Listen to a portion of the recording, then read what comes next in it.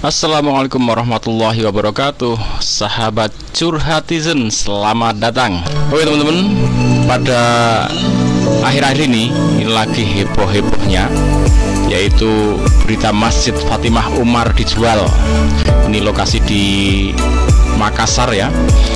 Informasinya ada hargai 1,5 miliar, terus tidak deal, kemudian 2,5 miliar, ada yang informasinya masih simpang siur, ada 3,5 miliar nih ya. Nah, ini berada di dalam pedesaan ya, tidak di perkotaan besar gitu. Dan harga ini harga yang ya bagi para orang yang mau beli ini masuk yang nggak masuk akal ya, terlalu mahal ya. Nah, ada informasi kalau dulu pas awal kalau dihargai 1,5 miliar itu namanya nggak boleh diganti ya, tetap Fatimah Umar. Kalau mau belinya 2,5 miliar baru silahkan mau diganti nama. Wah, ini sebenarnya ada unsur kenakalan ya, udah dijual tapi pengen masih nongkrong namanya, seolah-olah masih ikut wakaf di sana. Tapi kita nggak akan lihat sisi-sisi yang itu, kita akan coba lihat nanti sisi-sisi positifnya, karena di balik kejadian yang unik-unik seperti ini mesti ada sisi positif dan negatif ya. Sebelum lebih lanjut kita coba lihat sejarahnya seperti apa sih masjid ini sampai kok dijual ya.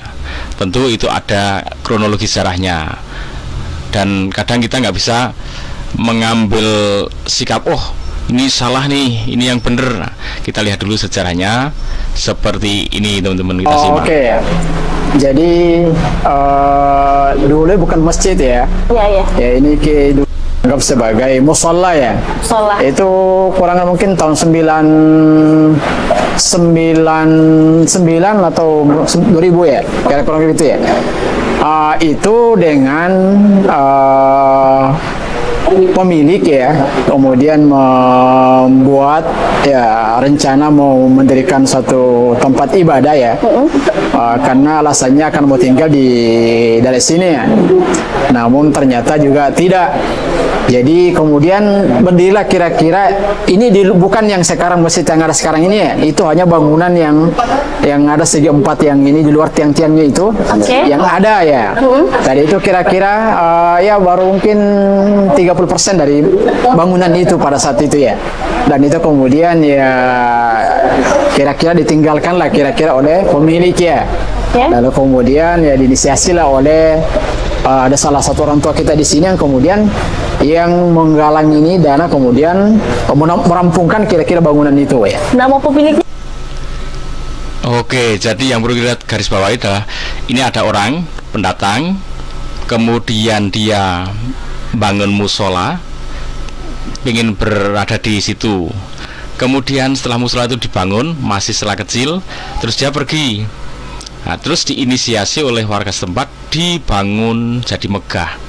Oke, berarti ini memang tanahnya punya orang yang tadi ya, yang punya rumah di situ, bangun musola kecil dan memang punya dia. Jadi kalau itu dijual ya wajar. Oke, jadi bagi orang yang menjual tanahnya itu sesuatu yang biasa saja ya, tidak sesuatu yang aneh, wah gimana gitu, karena ya sudah dia punya tanah, kemudian tanahnya dijual, itu biasa. Tapi ini bisa menghadirkan hal-hal yang luar biasa di masyarakat. Salah satunya apa, kita simak dulu ya. Selanjutnya ada salah satunya ini ada tokoh orang sana yang datang ke sini untuk membantu solusi musola masjid ini. Kabarnya hari ini gimana? Alhamdulillah baik. Oke. Nah, ini Bunda, dengar kasus yang viral ini dari mana? Ya, jadi pagi tadi Pak ya, saya bangun, saya buka Facebook, ada berita bahwasanya ada masjid yang diperjualbelikan. Jadi saya tidak tahu alur ceritanya seperti apa, sehingga ada berita seperti ini.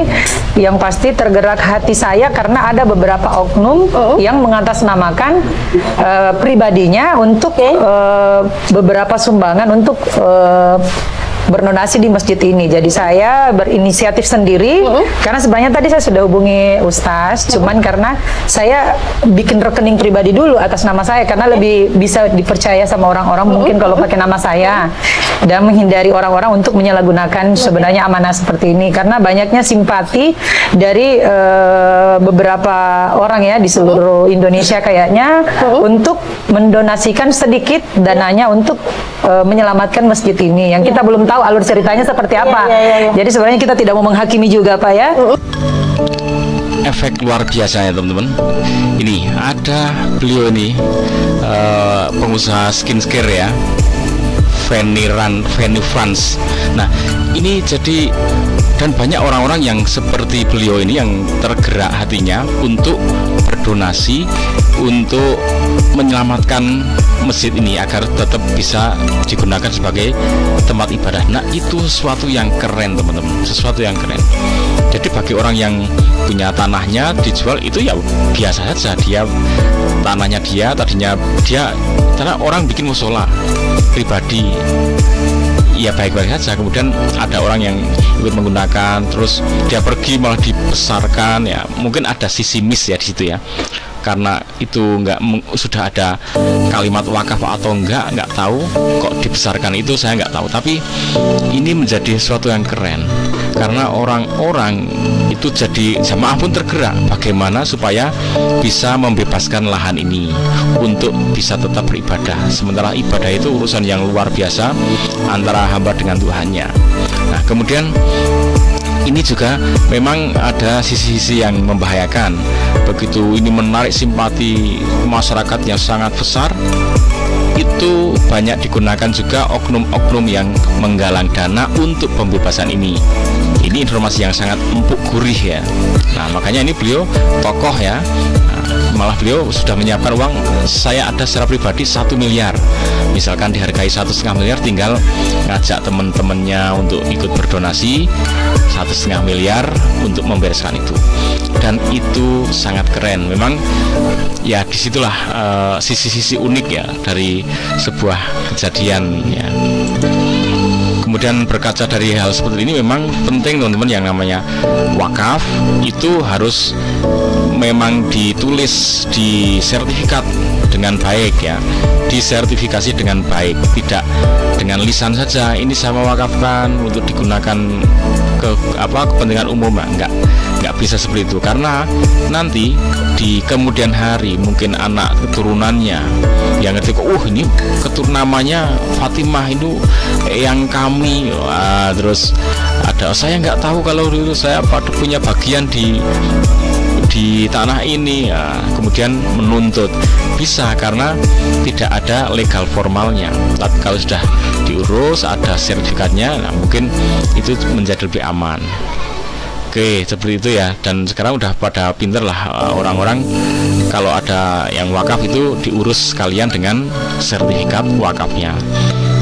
Nah kemudian ini kalau saya berbicara hakikat ya teman-teman, hakikatnya orang berwakaf itu bukan terus dia keren nih, aku berwakaf, ini masjidku, karena aku udah ngasih masjid ini orang-orang jadi bisa sembahyang, bisa sholat, bisa berkegiatan di sini nih, aku keren.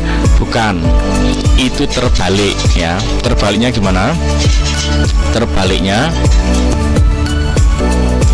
Terbaliknya sejatinya adalah orang yang berwakaf itu, yang mendirikan masjid itu, dia itu sangat berbahagia karena dia sudah membangun dan digunakan untuk sembahyang, sehingga orang-orang yang menggunakan masjidnya untuk bersembahyang, untuk ngaji dan sebagainya, orang-orang itulah yang memakmurkan masjidnya, sehingga dia mendapat pahala dari mendirikan bangunan masjid itu. Kalau nggak ada orang-orang yang menggunakan, nggak ada orang yang sholat, yang ngaji di situ, dia kosong, maka dia nggak dapat apa-apa, bro. Maka orang yang wakaf itu nggak bisa dikatakan wakaf. Wakaf apa? Bangunanmu nganggur. Kamu bikin bangunan tapi nggak ada yang menggunakan, kamu nggak dapat manfaat apa-apa, ya. Jadi orang itu mendapatkan manfaat karena digunakan. Jadi yang sangat berjasa besar itu apa? Orang-orang yang menggunakan dan memakmurkan masjidmu itu. Itulah yang sangat berperan besar untuk memberikan investasi amal yang mengalir atau jariah kepada kalian yang berwakaf. Itu hakikatnya. Jadi nggak terus buat gagah-gagahan, ini namaku harus terpampang biar kita keren bahwa itu adalah wakafku, terus mentereng, bukan, ya. Oke, gitu ya teman-teman sahabat curhatizen, semoga bermanfaat. Assalamualaikum warahmatullahi wabarakatuh.